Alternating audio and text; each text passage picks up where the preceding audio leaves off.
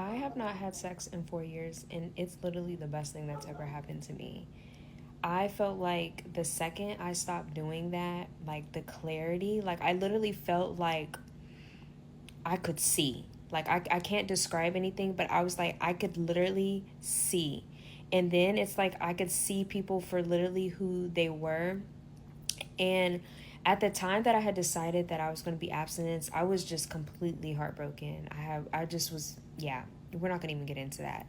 But, and also at that time, I had got closer to God, and God just really changed my whole perspective on it. And he just made me think about like the cost. Like, for one, I felt like this was the first time I had ever felt like I had sex and completely lost myself. Like, I did not know who I was, like how I was acting was just so not me. And then when I wasn't doing that anymore, it's like I felt like I was getting myself back. And like now that I look back on it, I'm like, who was that girl? And I realized that I'm like, it was the sex that did that, which made me not want to get involved with it anymore. And back to the perspective that God gave me.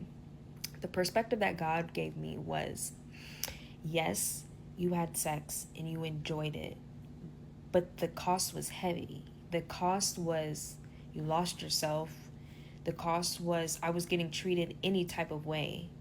The cost was I was not happy. I was always crying. It was always something, like it was always a problem. Like something was always a problem in that space that I was in. And like, yeah, the sex was good, but the price was so heavy that it literally wasn't worth it. And then he made me think about like his perspective, like, waiting to have sex until you have marriage. And I've never experienced that. I've experienced having sex with something or somebody, and it's just completely toxic. So doing it wrong. I've experienced doing it wrong. And yeah, the sex is great, but it comes at a heavy price. But I've never experienced doing it the right way. And so he made me just really want to experience what it's like to do it right, especially when I've experienced doing it wrong.